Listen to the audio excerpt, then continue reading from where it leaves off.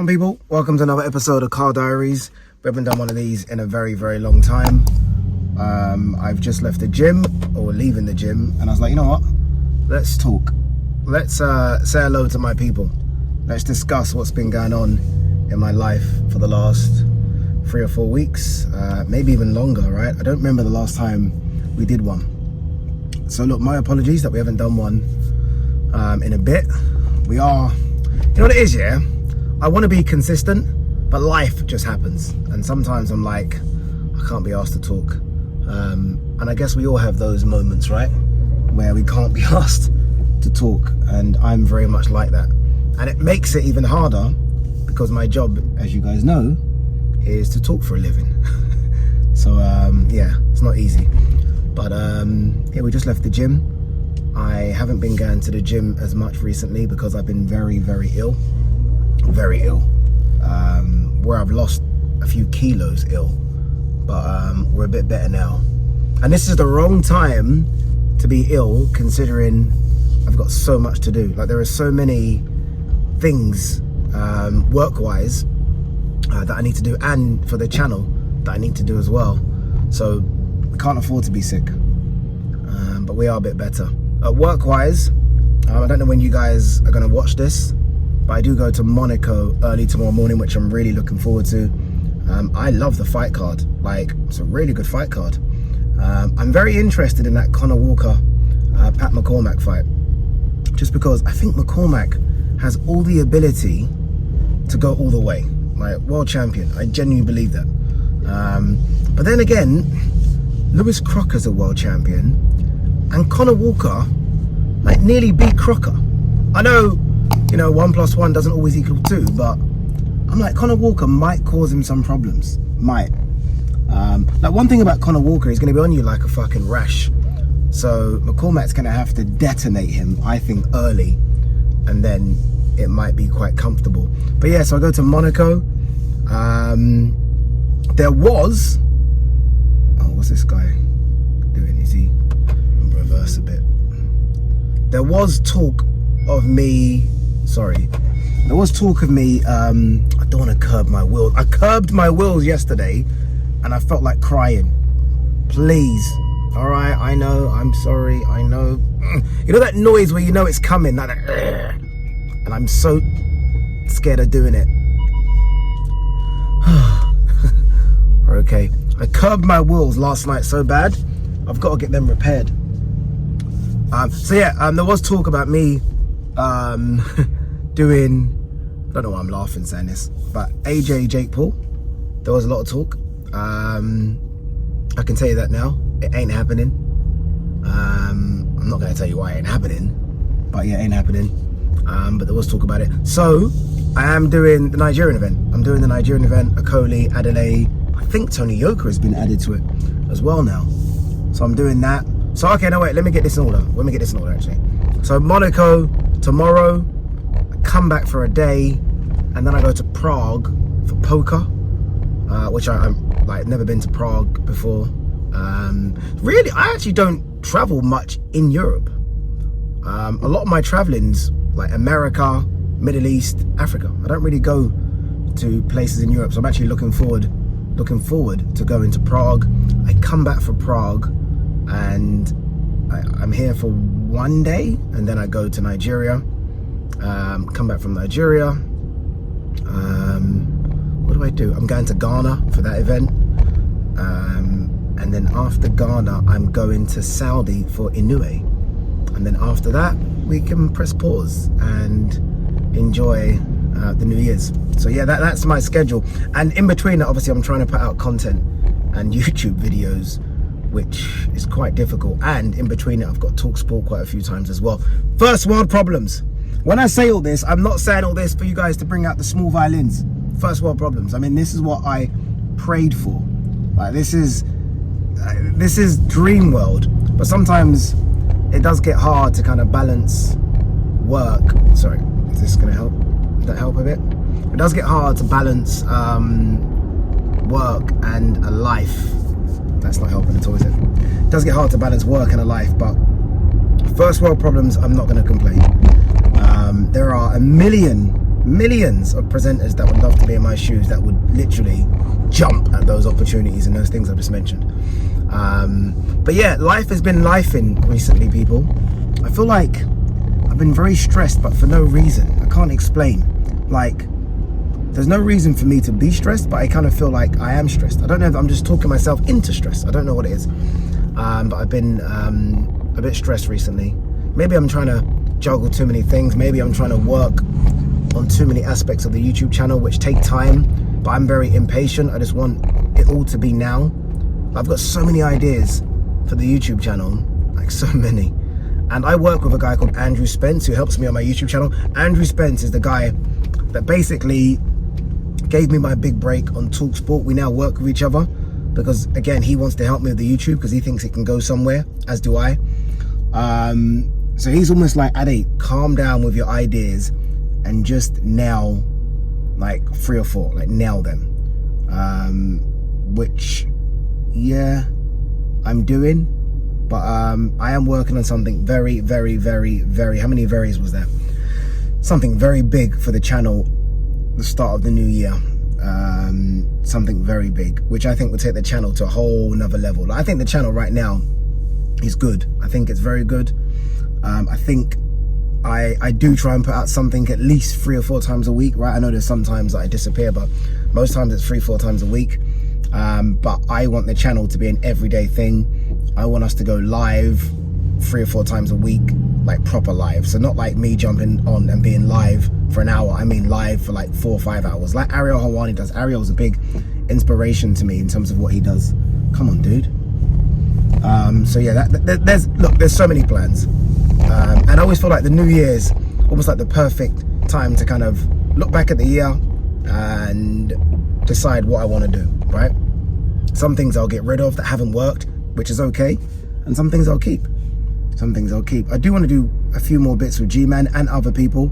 Like, I can tell you the people now, like Ruth Raper, who does a lot of stuff for Queensbury, desperate to work with Ruth.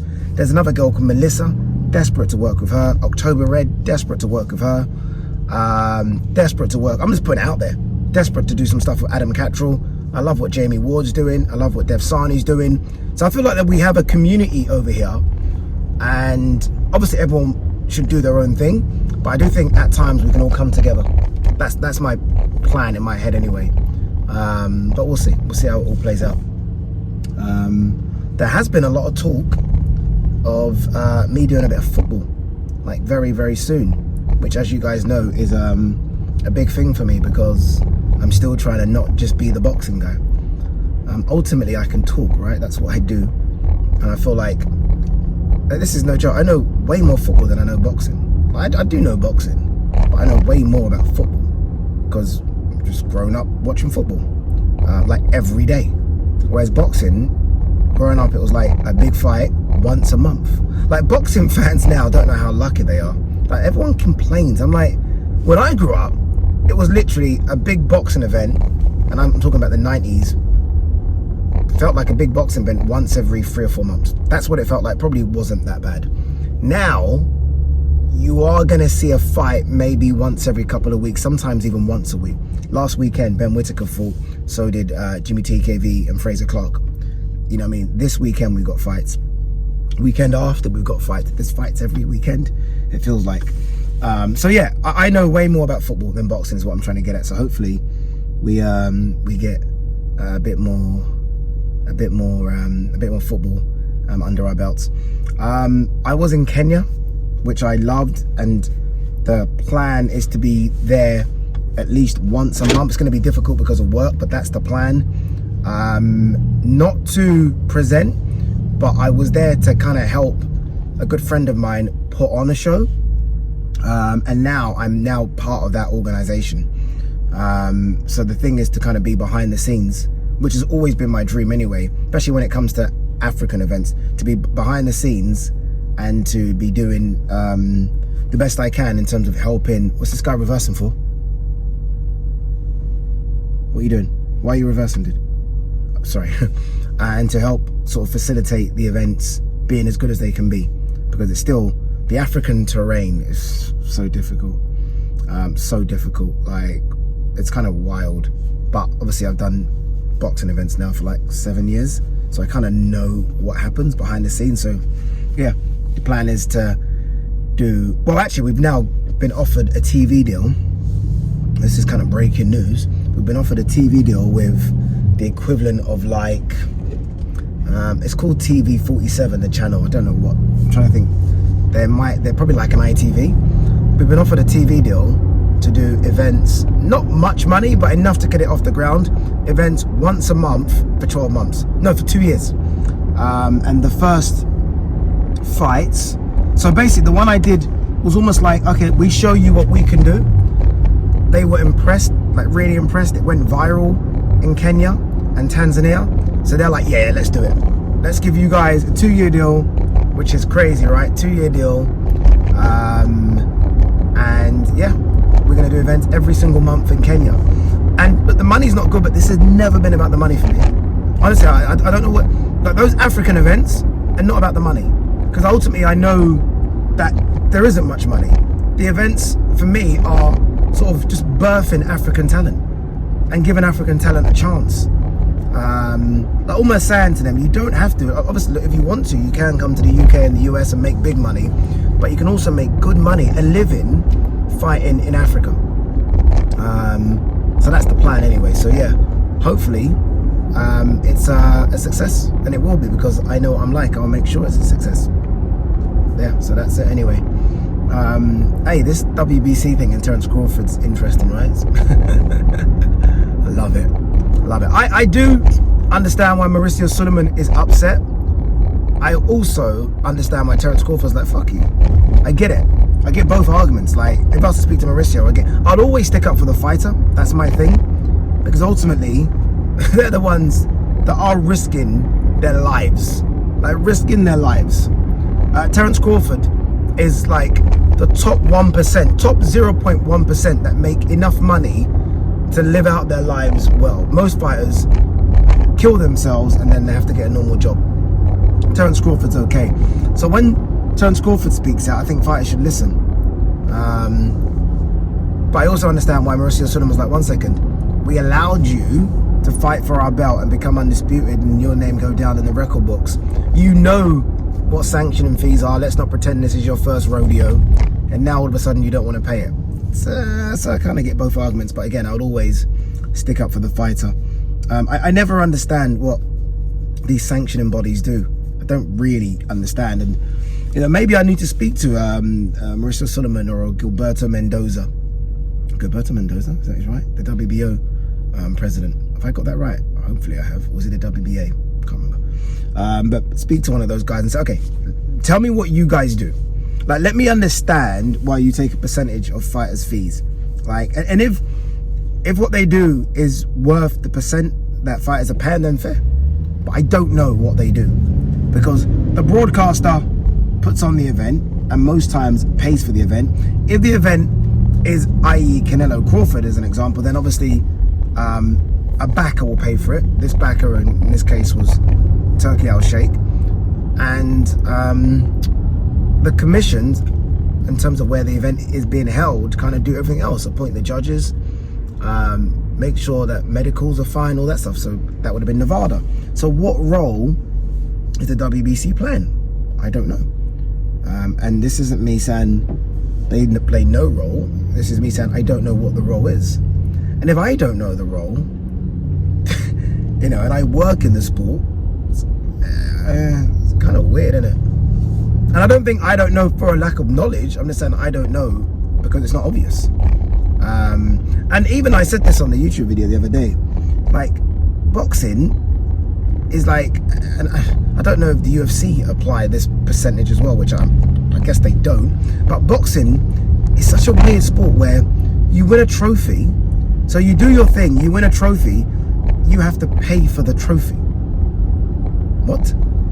I said this, like, and as I was saying it yesterday, I was like, it honestly does not make sense. Like, 1 second, so I win the trophy, and now I have to pay you for winning and holding your trophy? Get the fuck out of here. Like, how does that make any sense, people? So, yeah, like, the fighter, what I'm trying to get at, the fighter should never, ever have to pay for the sanctioning fees. I'm sorry, no. That is a promoter, that is maybe even a broadcaster, maybe even the rich backer that's putting on the event. Why should a fighter have to pay for their trophy? Like, hence why some fighters say, fuck your trophy. Now, ultimately, everyone knows I'm the world champion. I don't need a trophy to tell me that. Maybe that's what it is.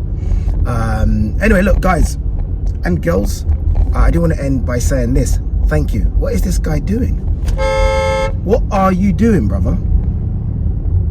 Remember when I first started doing these, I was so bad with the beeping and the effing and the blind. I don't really do it as much, do I? I want to say this. A lot of you have been sending me screenshots, which is so cool, of me being in your top 5 watched videos. Like, some guy sent me a video saying he'd watched like 180 videos I did, and I was like, have I done that many? 180 videos I did last year? Which sounds almost too good to be true. It's only 365 days. So I've done a video every other day. Wow. But anyway, yeah, so look, keep them coming in. I love seeing this. This really boosts my ego. Because someone sent it to me, and there are big channels that I was in front of. So yeah, we are coming. We are coming. We are without a doubt gonna crack 250,000 subscribers by the end of next year with the plans that I have. Remember I said that. We're on 113,000 now, which is an incredible number. I remember when I got to 100. But we're gonna crack 250. And you know what? Once we crack 250, we're on for 1 million. Fuck it, we're on for 1 million. It's gonna happen. It's gonna happen. But look, thank you so much for all the support. It does mean a lot. That really, really means everything. And I will continue to try and be as close to my authentic self as I can be. It's not easy, people. Trust me, it isn't easy, but we're doing it. Peace and love.